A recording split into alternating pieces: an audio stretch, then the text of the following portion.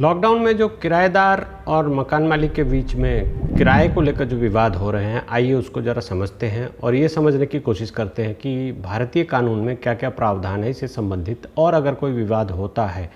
तो वो किस कानून के मदद से उसका निस्तारण होगा या वो कैसे डिसाइड होगा, इस संबंध में क्या लॉ है। लॉकडाउन के कारण बहुत सारी ऐसी परिस्थितियां हुई है जिसमें कि ऑफिस, मकान, दुकान, फैक्ट्री और भी प्रॉपर्टी लीज़ पर लैंड ली गई है, वो सब अटक गई है। बहुत लोगों ने बहुत ज़्यादा सिक्योरिटी दी थी इस आशा में कि हाँ मेरा काम शुरू होगा, काम चलेगा तो मैं पैसे कमाऊंगा, उससे मैं हेवी रेंट दे दूंगा। बहुत लोगों का सिक्योरिटी अमाउंट बहुत ज़्यादा दिया था, वो सारा भी अब अटक गया है और उसमें एक विवाद उत्पन्न हो गया है। ऐसा झगड़ा वैसी जगहों पर ज़्यादा आ रहा है जहाँ किराया बहुत ज़्यादा है और दोनों में से कोई भी पार्टी, न मकान मालिक न किराएदार, कोई भी कॉम्प्रोमाइज़ करने को तैयार है। तो सबसे पहले हम तो जानते हैं कि किराएदारी का क्या सिस्टम है। किराएदारी का ये सिस्टम है कि कोई प्रेमिसेस होती है, कोई जगह होती है, कोई लोकेशन होती है जहाँ पर किराए की बात होती है कि इतना किराया देंगे और ये टर्म्स होते हैं। ज़्यादातर बड़ी प्रॉपर्टी में तो लिखित होता है, लेकिन छोटी प्रॉपर्टीज़ में, स्पेशली कमर्शियल एरिया जहाँ पे पुराना ट्रेडिशनल काम चल रहा है, वहाँ पे जुबानी किराएदारी होती है। जुबानी किराएदारी में क्या होता है कि एक सामाजिक रूप से एक बातचीत हो जाती है कि इतना किराया आप देंगे, इतना मंथली देंगे, एक अरेंजमेंट बना लिया जाता है और उसमें ये कहीं भी लिखित कोई कार्रवाई नहीं होती। तो अब लॉकडाउन में क्या होगा कि अगर कोई विवाद होता है तो ये मामला अगर कोर्ट के सामने गया विवाद, तो कोर्ट इसमें चूँकि कोई लिखित चीज़ है नहीं, कोई रिटर्न रेंट डीड, कोई लीज एग्रीमेंट, कुछ भी नहीं है, तो कोर्ट को गवाही पे चलना होगा। गवाही में क्या क्या चीज़ें आई हैं, क्या क्या किस तरह की प्रॉपर्टी है, क्या टर्म्स एंड कंडीशंस इन्होंने नेगोशिएट किया, कैसे, कौन से गवाह थे, उन सारे के सामने लाकर इस बात को प्रूव करना पड़ेगा। और जो भारतीय कानून इसके बारे में है वो दो सेक्शन है इंडियन कॉन्ट्रैक्ट एक्ट के जो महत्वपूर्ण हैं और उन्हीं से ये मूलतः तय होंगे। इसके पहले के ऐसे विवाद जो भी हुए हैं, लॉकडाउन जैसे तो विवाद नहीं हुए हैं, लेकिन जो दूसरे विवाद हुए हैं वो पहले भी ऐसे ही तय किए गए हैं। एक तो सेक्शन 32 है इंडियन कॉन्ट्रैक्ट एक्ट का और एक है सेक्शन 56 इंडियन कॉन्ट्रैक्ट एक्ट का। 32 ये कहता है कि ऐसे हालात पैदा हो गए हैं कि अब ये पूरा नहीं होता तो किराया कहाँ से देगा। सेक्शन 56 ये कहता है कि ये कॉन्ट्रैक्ट चल रहा था लेकिन अब वो फ्रस्ट्रेट हो चुका है तो अब वो नहीं चलेगा। लेकिन आप ध्यान रखिएगा कि इन सब में एक बहुत ही गंभीर कानूनी पेच फंसा हुआ है कि अगर आप ये लेते हैं कि ये कॉन्ट्रैक्ट इम्पॉसिबल हो गया तो मकान मालिक ये प्ली ले लेगा कि इम्पॉसिबल हो गया है तो आप इसको खाली कीजिए, जाइए, ये कॉन्ट्रैक्ट ख़त्म हो गया है। तो इन सब चीज़ों में एक बैलेंस बना के आपको चलना पड़ेगा। हम आगे चर्चा करेंगे कि इसमें क्या क्या कानूनी दशाएं हो सकती हैं जिसमें कि आप कोई स्टैंड ले सकते हैं। अब देखते हैं दूसरी किराएदारी होती है एक लिखित किराएदारी में भी मूलतः 2-3 तरह के लिखित किराएदारी, rent agreement, lease agreement, rent deed बनती है। लिखित में एक तो लिखित होती है जिसमें लिखा होता है कि आपको किराया देना ही देना है, इतना किराया देना है, इतना टर्म्स है, इतने दिन की टेनेंसी है, वो सारी चीज़ें होती है। उसमें कोई फोर्स मजूरे क्लॉज नहीं होता। उसमें ऐसा कहीं नहीं लिखा होता है कि अगर प्रेमिसेस हमारा यूज़ नहीं हो सके या किन्हीं कारणवश से प्रेमिसेस बंद हो जाए तो प्रयोग में ना लाया जा सकते, आप प्रॉफिट नहीं यहाँ से कमा सकते, आप अपना बिजनेस नहीं कर पा रहे हैं, तो उस हालत में क्या होगा। ऐसे में ज़्यादातर लिखा होता है, कई क्लॉज ऐसे हमने देखे हैं जिसमें लिखा होता है कि किसी भी हालत में आपको तो किराया देते ही रहना है। तो अगर ऐसा लिखा है तो आप बाध्य हैं। लेकिन अगर ऐसा कुछ भी नहीं लिखा है और टर्मिनेशन क्लॉज है, सिक्योरिटी के एडजस्टमेंट का क्लॉज है, तो ये सारी चीज़ें एक साथ पढ़ी जाएंगी, देखी जाएंगी, समझी जाएंगी, तभी जाके कोई निर्णय लिया जा सकेगा। परंतु इसमें मकान मालिक का एक अपर हैंड रहेगा ही रहेगा, क्योंकि कोई फोर्स मजूरे क्लॉज है नहीं और कोर्ट ये मानती है कि फोर्स मजूरे क्लॉज नहीं है तो उसका रेंट उन्होंने उसी हिसाब से फिक्स किया होगा, जो कि कम हो सकता है, ज़्यादा हो सकता है। तो इसको लेकर कोर्ट मकान मालिक के फेवर में ही जाने की संभावना ज़्यादा है। एक किराएदारी और होती है जिसमें रिटर्न एग्रीमेंट होता है, पीरियड सब कुछ स्पेसिफाइड होता है, लेकिन एक फोर्स मजूरे क्लॉज होता है। फोर्स मजूरे क्लॉज वो क्लॉज है जिसमें ये लिखा होता है अनफोर्सीन सर्कमस्टांसेस को डिस्क्राइब किया गया, बताया गया होता है। जिसको बाढ़ आ जाए, कोई हड़ताल हो जाए, कोई कानूनी ऑर्डर पास हो जाए, कोई आक्रमण हो जाए, आपकी प्रॉपर्टी सील हो जाए, डिमोलिश हो जाए या कोई और कारण हो जाए, अनफोर्सीन सर्कमस्टांसेस में बहुत सारी दशाएं हो सकती हैं।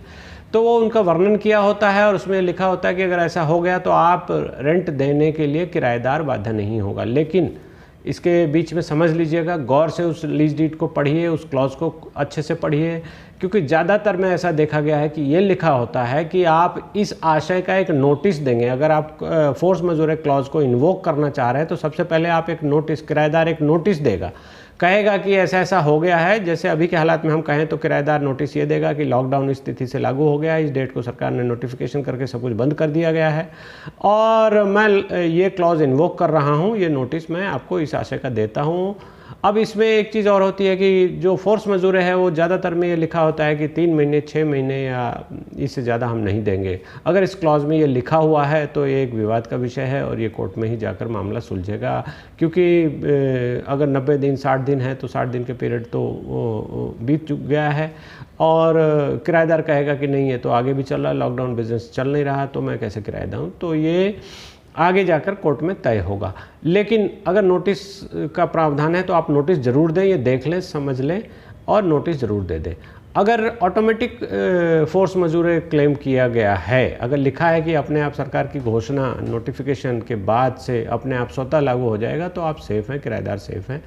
वहाँ मकान मालिक को नुकसान होगा क्योंकि लॉकडाउन के पीरियड का किराया वो लेने के लिए हकदार नहीं होंगे। पर जैसा लीज डीड हमने ज़्यादातर देखा है वो 90 दिन या ज़्यादा से ज़्यादा 6 महीने का पीरियड दिया गया होता है और उसमें यह भी लिखा गया होता है कि अगर आप किराया इस पीरियड में ना देंगे, दूसरे क्लॉज में जैसा होता है कि अगर आप किराया किसी कारणवश ना देंगे तो आपकी सिक्योरिटी अमाउंट को जब्त कर लिया जाएगा, किराए के अंदर एडजस्ट कर दिया जाएगा। तो इन सब क्लॉज को भी आपको गौर से पढ़ना है। अब समस्या बड़ी ये आएगी कि जैसे कि इन्होंने कोई लीज एग्रीमेंट के लिए एक LOI साइन किया था कि हम 30 मार्च से किराएदारी शुरू करेंगे, उन्होंने सारी सिक्योरिटी दे दी, सब कुछ दे दिया,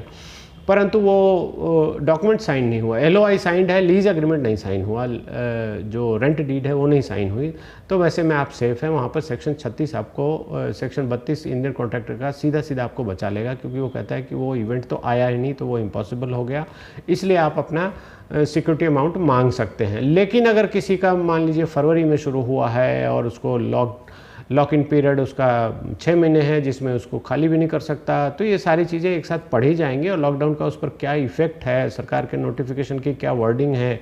आपका लीज कैसे बनाया गया है, उसमें क्या क्या इवेंचुअलिटी लिखी गई है, उसको लेके ही फैसला हो सकेगा। और आप अपने जैसे कोई लोग निर्णय करते हैं, हमारे पास भी ऐसे क्वेरीज खूब आ रही हैं कि हम चाहते हैं कि हमारा सिक्योरिटी अमाउंट जो बहुत ज़्यादा हमने 6 महीने का रेंट दिया हुआ वो वापस मिल जाए और हमें प्रेमिसेस खाली कर दें। तो वहाँ पर आपको ये देखना है खाली करने की इवेंचुअलिटीज़ को कैसे आपके लीज में डील किया गया है, आप किन किन हालात में खाली कर सकते हैं, फोर्स मजूरे क्लॉज में खाली कर सकते हैं या इंतज़ार करना होगा, वो सारी चीज़ें आप पढ़ेंगे, देखेंगे, समझेंगे, तभी कोई निर्णय लिया जा सकता है। अब देखते हैं सेक्शन 56 का क्या इफेक्ट होगा। सेक्शन 56 ऐसे हालात में आएगा जब आपकी लीज डीड चल रही है और अब लॉकडाउन के कारण वो लीज डीड इम्पॉसिबल होगी, फ्रस्ट्रेट हो गई। तो वैसे हालात में फ्रस्ट्रेशन क्लॉज अगर आपके लीज डीड में स्पेसिफिकली डील किया गया है तो आप उससे बाध्य हैं। वहाँ पर अगर वो किराएदार के ऊपर बाध्य करता है कि हर हालत में आपको किराया देना होगा और ऐसा कोई भी इवेंचुअलिटी को हम एग्जेम्प्ट नहीं करेंगे तो किराएदार बाध्य है। अगर ऐसा नहीं लिखा है तो वहाँ सेक्शन 56 की मदद से कोर्ट एक फ़ैसला लेगी और ये कहेगी कि नहीं, मकान मालिक इसमें किराया नहीं ले सकता। तो ये सारी चीज़ें कोई ओपिनियन अभी नहीं बनाई जा सकती है। इस पूरे लीज डीड को आप पढ़ के, पूरे कानून को पढ़ के और ऐसे जो पुराने केसेस जो डिसाइड हुए हैं उनको देखते हुए ही कोई फ़ैसला किया जा सकता है। अब एक और लीज डीड होती है जिसमें ये लिखा होता है कि हम आपकी सेल्स का इतना शेयर लेंगे या हम आपकी सेल्स और प्रॉफिट का इतना शेयर लेंगे या हम आपके प्रॉफिट का इतना शेयर लेंगे। तो वो किराएदार तो सेफ़ हैं क्योंकि न सेल्स हुई न प्रॉफिट हुआ और जो भी हुआ उसमें से उनका शेयर बनता है, मकान मालिक को वो देकर निश्चिंत हो जाएंगे। एक और लीज डीड इसमें होती है जिसमें एक मिनिमम गारंटी रेंट का होता है कि आपको इतना तो रेंट देना ही देना है, इसके बाद हम आपके सेल्स या सेल्स प्रॉफिट या आपके टोटल सेल्स में से कोई शेयर लेंगे। तो वैसे हालात में पूरी लीज डीड पढ़ी जाएगी, उसका इंटेंशन क्या है, उसकी स्पिरिट क्या है, और तब ये तय किया जाएगा कि रेंट देना बनता है या नहीं बनता है, क्योंकि सेल्स तो हुई नहीं, प्रॉफिट हुआ नहीं, तो वो तो बनता ही नहीं है। लेकिन अगर रेंट की मिनिमम गारंटी लिखी गई है, किन शब्दों में लिखी गई है, किस हालत में लिखी गई है, फोर्स मजूरे उसमें दिया गया है कि नहीं दिया गया है, ये सारी बातें देख सुन समझकर ही कोर्ट एक निर्णय देगी। अब एक जो बहुत ही टेढ़ा मामला इसमें बीच में आकर सामने आ रहा है कि सिक्योरिटी को लेके झगड़ा हो रहा है कि हमारा लॉकडाउन का पीरियड आप एग्जेम्प्ट कीजिए, सिक्योरिटी वापस कीजिए और हम खाली करना चाहते हैं। बेशक हमारा लॉक इन पीरियड अभी ख़त्म नहीं हुआ है, तो वहाँ पर आपको सेक्शन 56 मदद करेगा कि ये कॉन्ट्रैक्ट ऑफ फ्रस्ट्रेशन में हो गया, इम्पॉसिबल हो गया, ये अब पूरा नहीं हो सकता और इसलिए मैं इसको ख़त्म करता हूँ, अपनी ओर से टर्मिनेट करता हूँ। मान लीजिए कि आपका ऐसा लिखा है जनवरी में 2020 में कोई लीज शुरू हुई और लिखा है कि 1 साल के अंदर आप किसी हालत में नहीं छोड़ सकते, जिसको कि लॉक इन पीरियड हम कहते हैं। तो लॉक इन पीरियड में भी अब लॉकडाउन हो गया है तो आप सेक्शन 56 इंडियन कॉन्ट्रैक्ट एक्ट का सहारा लेकर ये कह सकते हैं कि ये कॉन्ट्रैक्ट ऑफ फ्रस्ट्रेशन में हो गया है, इसलिए हम इसको खाली करेंगे और आप हमारा जनवरी और फरवरी का जो भी रेंटल है वो हम दे चुके हैं, या आप एडजस्ट कीजिए या जो भी चीज़ें उसमें होंगी उस हिसाब से कीजिए। लेकिन मार्च के बाद जब से लॉकडाउन हुआ है तब से ये फ्रस्ट्रेट हो गया और हम ये किराया देने के लिए बाध्य नहीं हैं। तो ये 3-4 तरह की इवेंचुअलिटीज़ होती हैं। अब कुछ छोटे मकान हैं जिसमें कि रेजिडेंशियल मकान हैं, उसमें लोग रह रहे हैं, वो कहते हैं कि हम खाली करना चाहते हैं, हम काम नहीं है, हम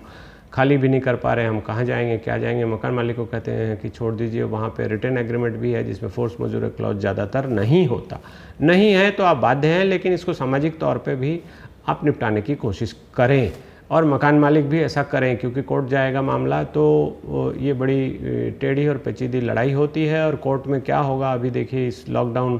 के बीच का कोई ना कोई मुकदमा या 2-4 मुकदमे ऐसे हाई कोर्ट या सुप्रीम कोर्ट तक पहुंचेंगे जिसमें नया लॉ ले डाउन होगा। तो वो लॉ क्या होगा, कैसा होगा, कोई नहीं जानता है। लेकिन कोई भी मकान मालिक अगर आप आज कोई क्लॉज पढ़ के कह रहा है, लीज डीड पढ़ के कह रहा है कि मैं तो किराया के लिए हकदार हूँ, लेकर ही रहूँगा, या किराएदार कह रहा है कि नहीं किराया तो नहीं देना, बिल्कुल ही नहीं देना, मैंने प्रॉपर्टी तो यूज़ की क्योंकि ये लॉकडाउन है, तो इन दोनोों के बीच में कहीं ना कहीं सुप्रीम कोर्ट या हाई कोर्ट एक ऐसा फैसला दे देगी जो कोई नहीं जानता। इसलिए इस विवाद को आगे ना बढ़ाएं, इस झगड़े को बहुत आगे तक न ले जाएं और इसमें कोई फ़ायदा होने वाला नहीं है, क्योंकि ऊँट हमारी कानूनी प्रक्रिया में ऊँट किसी भी करवट बैठ जाता है और वो मामला बहुत टेढ़ा हो जाता है, जिसके कारण आप में लैंडलॉर्ड और किराएदार में कटुता भी आ जाती है। ऐसा ना करें, सामाजिक रूप से इसको निपटा कर और कोशिश करें कि झगड़ा ना बढ़े। परंतु आप श्योर शॉट हैं कि मेरा ये क्लॉज ऐसा कहता है, मैंने नोटिस भी दे दिया, इन्वोक कर दिया, फिर भी मकान मालिक मेरी सिक्योरिटी नहीं दे रहे, तो आप तो कोर्ट जाएं, आप अच्छी लीगल सलाह लें और कोर्ट में जाकर इस विवाद को ख़त्म कराएं। एक चीज़ मैं और कहना चाहूँगा कि आप कोई इंटरव्यू सुनकर या कोई क्लॉज पढ़कर ऐसा करके कोई लीगल ओपिनियन आप खुद अपने माइंड में ना बनाएं, ना अपने द्वारा कोई कार्रवाई शुरू करें। ये बहुत ही कॉम्प्लेक्स, बहुत जटिल और टेढ़े मेढ़े मामले होते हैं, जिसमें बहुत सारे सेक्शन 32 और सेक्शन 56 को भी आप पढ़ेंगे तो आपको बहुत स्पष्टता उसमें नहीं आएगी। तो आपका लीज़ पढ़ा जाएगा, लीज़ का क्या इफ़ेक्ट है, आपकी प्रॉपर्टी कैसी है, आपका बिज़नेस कैसा है, आप किस तरह के प्रॉपर्टी को यूज़ कर रहे हैं, उन पूरे को टोटल को पढ़ा जाएगा, कैसे कैसे एग्ज़िट उसमें है, लॉक इन पीरियड क्या है, वो सारी चीज़ों को पढ़ के ही कोर्ट कोई फैसला देगी। इसलिए आप एक क्लॉज पढ़ के खुश हो जाएं और उस पर कार्रवाई करना शुरू कर दें, ये बिल्कुल ही मैं एडवाइस नहीं करता हूँ। और फिर से कहता हूँ कि ये बहुत टेढ़ा मामला होता है और इसमें खासकर ऐसी प्रॉपर्टीज़ में जहाँ रेंटल बहुत ज़्यादा है तो आपको